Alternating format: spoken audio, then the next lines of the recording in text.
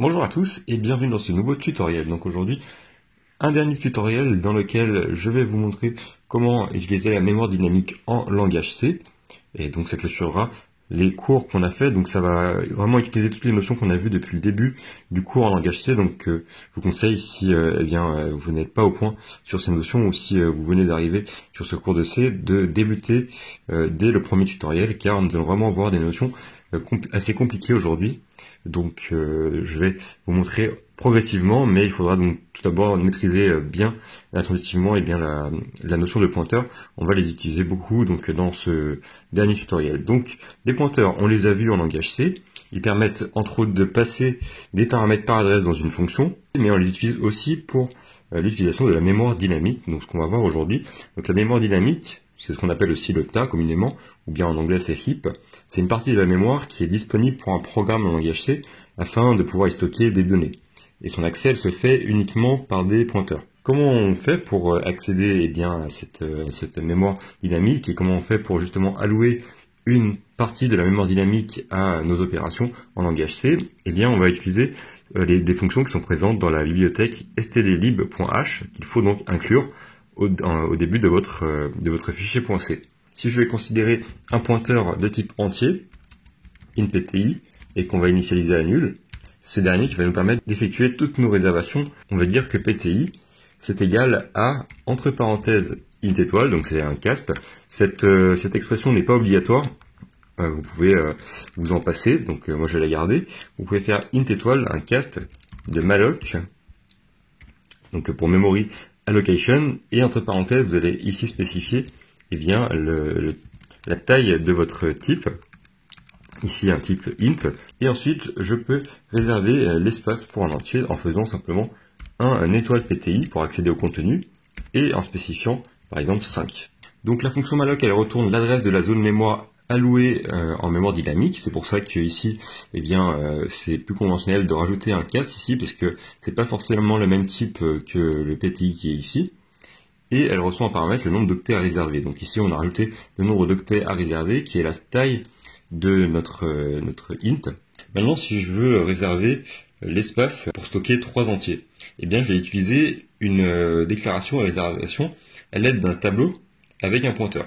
Donc, pour cela, je vais donc garder toujours la même syntaxe ici, égal à nul, et ensuite je vais faire PTI est égal à int étoile de malloc, et là je vais faire size of int, mais je vais pas avoir qu'un seul entier, donc j'en voulais 3, donc je vais tout simplement multiplier par 3, afin de réserver 3 fois la taille du type donc int. Là on a réservé l'espace pour stocker 3 entiers.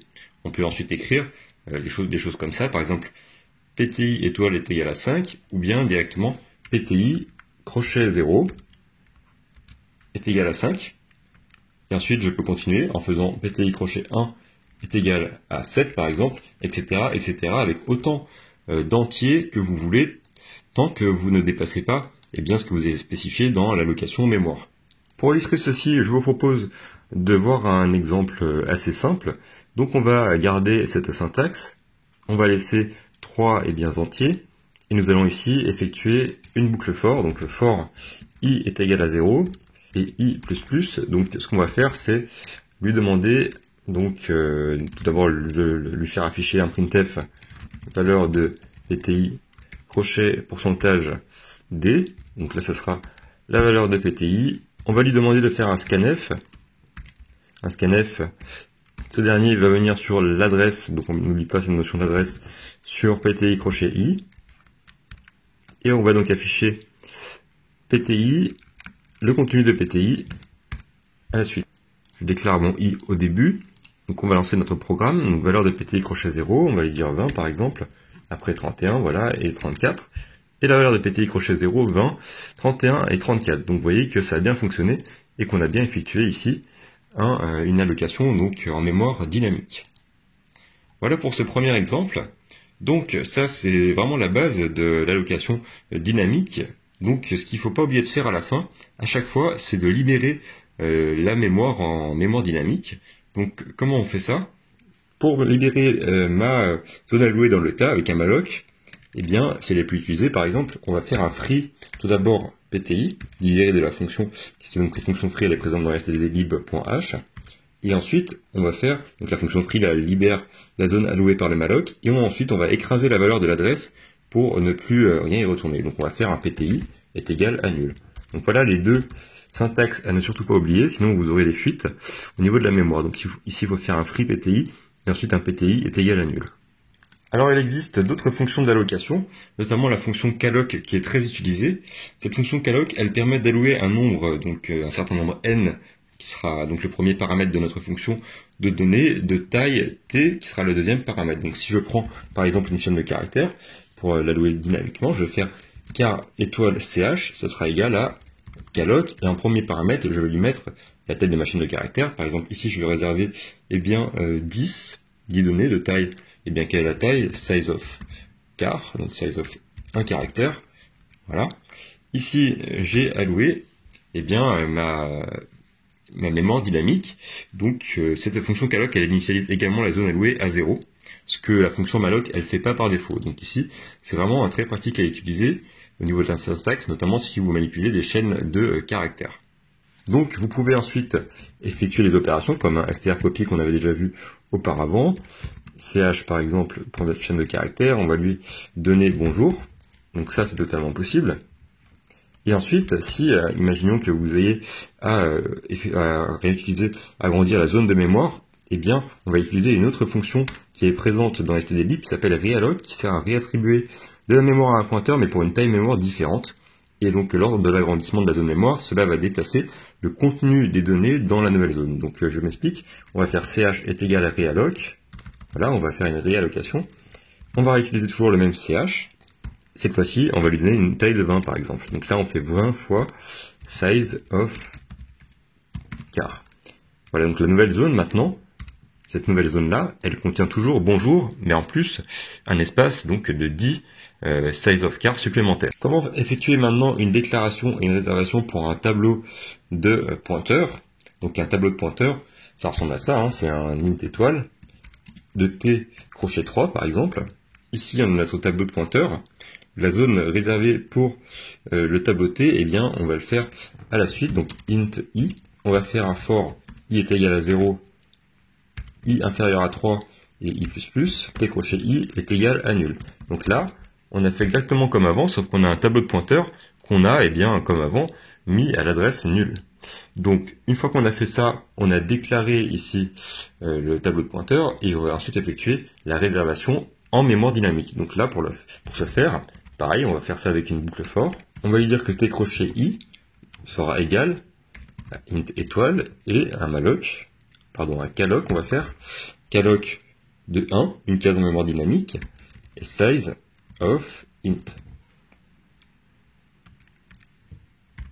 On vient ici donc de déclarer et réserver un tableau de pointeurs qu'on peut ensuite réutiliser à chaque fois en accédant par exemple à t crochet 0, t crochet 1, t crochet 2. Donc si on veut par exemple faire une saisie des valeurs entières avec ce tableau de pointeurs, on va faire un for, on va lui demander de saisir tout ça, et ici on n'a pas d'esperluette puisque t crochet i c'est un pointeur, donc un pointeur c'est directement le format d'une adresse, donc ici pas besoin d'esperluette. Et on n'oublie pas à la fin la libération de la mémoire, donc for pareil i est égal à 0, inférieur à 3, strict i++, on va faire un free de chaque pointeur, donc t crochet i,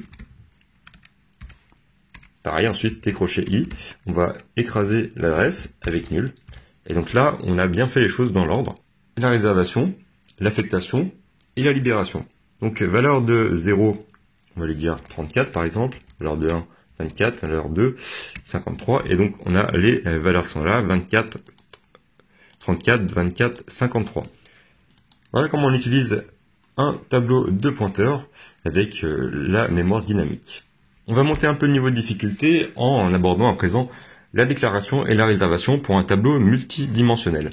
Alors pour cela, il faut bien donc avoir conscience de ce qu'on manipule. Donc ici on va faire étoile, étoile t est égal à nul. Ici, donc on a un tableau multidimensionnel, et ici un pointeur. On va faire t est égal à, c'est un int étoile étoile du coup, puisqu'on a un tableau multidimensionnel avec t qui est un pointeur. On va faire calloc de, eh bien ici on va prendre n lignes, donc on va prendre par exemple disons 2, voilà 2 lignes. size of int étoile. Et c'est bien un int étoile ici, puisqu'on a affaire à un tableau multidimensionnel, i strictement inférieur à 2 i++ est égal à int étoile de calloc 4, par exemple, 4 colonnes d'entier, size of int. Donc là, on a réservé pour 2 lignes de 4 colonnes, eh bien, notre espace en mémoire dynamique. On va se servir du T crochet I, crochet J, et on va dire que ce sera égal à 0. Et on n'oublie pas à la fin de libérer, ici, on va faire un free, et enfin, T est égal à nul. Voilà comment déclarer et réserver un tableau multidimensionnel. Voilà, on corrige les quelques erreurs au niveau des accolades, on rajoute int ij, et on lance, et normalement l'allocation voilà, se fait sans erreur, on a bien alloué dynamiquement notre espace en mémoire. Pour terminer, une dernière notion qu'on va voir, c'est donc les pointeurs sur structure. Éventuellement, vous pouvez choisir d'utiliser des tableaux de pointeurs sur structure, donc ça mélange un peu ce qu'on vient de voir sur le tableau de pointeurs, et également la notion de structure. Donc là, pour ce faire, on va pas prendre ça, on va prendre un tableau, par exemple T crochet, disons max, avec max ce sera une taille définie à l'aide d'une constante qu'on va définir au-dessus, define max 100 par exemple, là une taille de 100, ça sera égal à element, étoile, et là malloc, size of element. On peut utiliser ensuite le T crochet 0 sur âge, et de la même manière, dire que c'est égal à 20. Ensuite, on peut utiliser un strcopy de T crochet 0 sur nom, et pareil, lui mettre du point.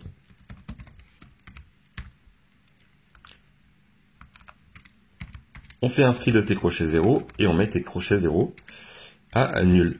Et comme ça, on utilise des tableaux de pointeurs directement sur des structures. Ici, tableau de pointeurs qui a une taille max, donc ici de 100 qu'on a défini en tant que constante. Voilà, on peut lancer pour tester. Et l'allocation se passe bien, on n'a pas d'erreur en sortie. Voilà pour ce cours de mémoire dynamique en langage C. Donc c'est une notion qui est pas facile à comprendre. Il faut bien avoir saisi tout ce qu'on a fait depuis le départ, notamment sur la notion de pointeur. Et donc ça clôt un peu le cours en langage C. On n'ira pas plus loin que ça dans notre tutoriel en langage C. Ça vous donne déjà des bases pour commencer à coder un simple programme en ligne de commande directement sur console pour faire des calculs ou bien faire des comparaisons, faire par exemple des opérations arithmétiques simples et varier, également allouer des tableaux et éventuellement créer des applications pour calculer sur différents objets que vous pouvez créer avec des structures qui peuvent avoir plusieurs propriétés. Donc tout ceci. En tout cas, j'espère que cette série de tutoriels vous aura plu. Merci à tous d'avoir regardé ces vidéos et nous on se retrouve très prochainement pour d'autres cours sur la chaîne. À très bientôt.